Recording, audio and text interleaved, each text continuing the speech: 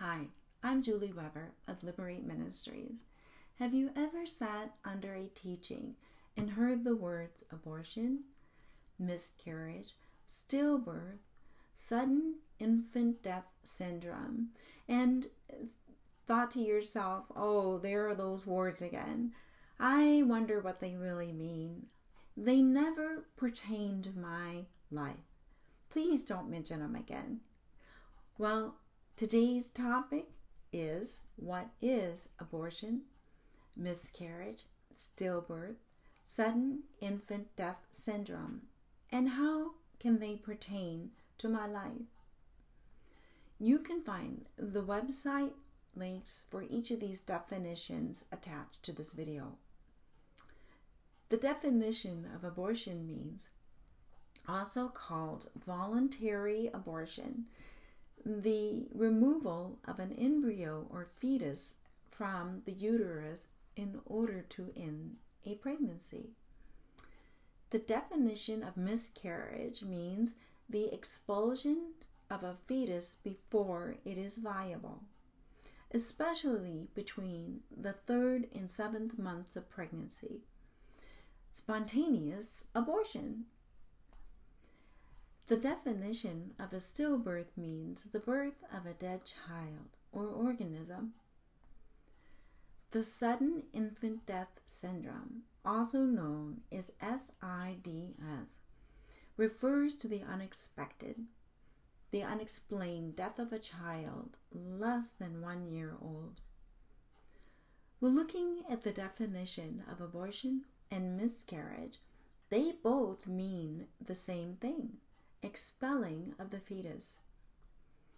We'll quote it from my Lady Liberty workbook on pages 76 and 77. And this is my workbook, my Lady Liberty workbook, and I'm going to be quoting a lot from it today. Women who have experienced miscarriage, stillbirth, sudden infant death syndrome, and abortion all experience loss. These losses are tough to take. Our society offers more support and understanding for these losses except in abortion. Yet there is still a lot of misunderstanding about each of these types of death. Some obvious differences are that women who abort choose to terminate their pregnancy.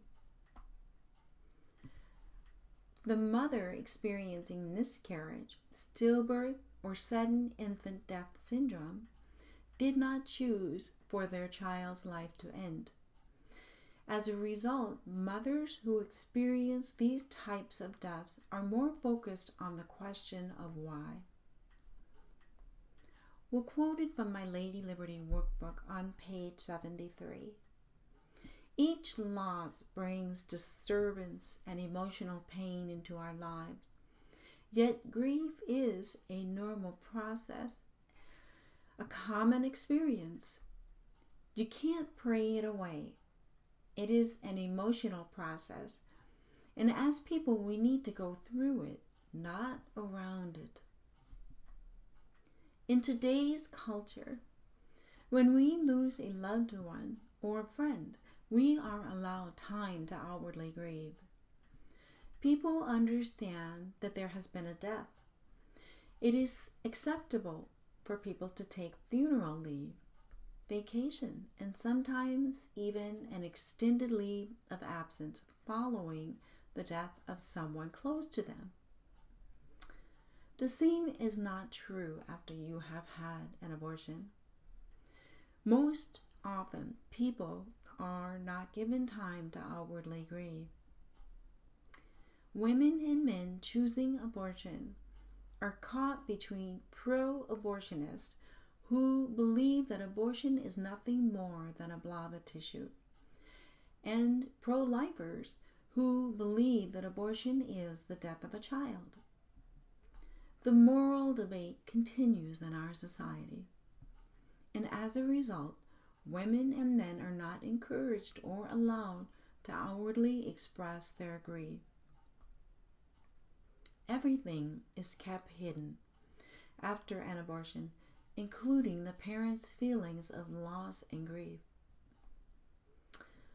Well, quoted in my Lady Liberty workbook on page 74, Jesus knew grief.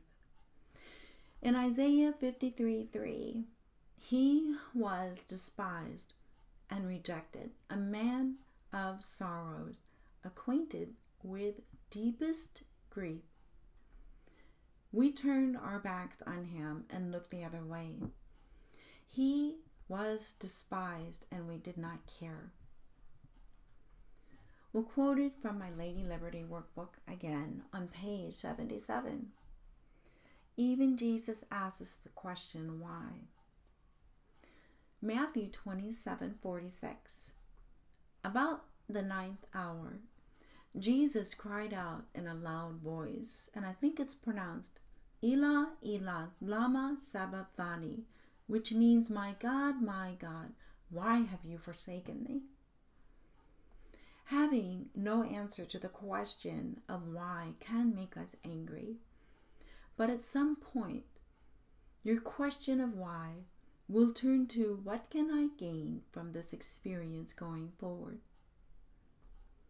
Well, knowing why doesn't remove the painful circumstance. In the Bible, Paul came to accept why he was suffering in prison.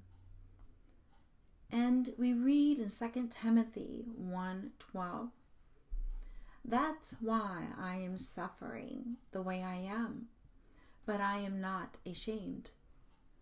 I know the one I have believed in. I am sure he is able to take care of what I have given him. I can trust him with it until the day he returns as judge. This is also the case for us as post-abortive women. Knowing why we are suffering doesn't ease the hurt. It still hurts. However, knowing why may move us closer to acceptance of what we have to go through as a result of having the abortion. In closing, so how could each of these pertain to your life? Well, if you're single, this video gives you and your friends information in case you encounter of these losses. If you're in a relationship by either cohabiting or married, and you have experienced one of these childbearing losses, this teaching could confirm your experience or explain what you're experiencing. Hopefully, this teaching gives you a better understanding of what the differences between abortion, miscarriage, stillbirth, and sudden infant death syndrome are. Well, thanks for watching. Live life liberated.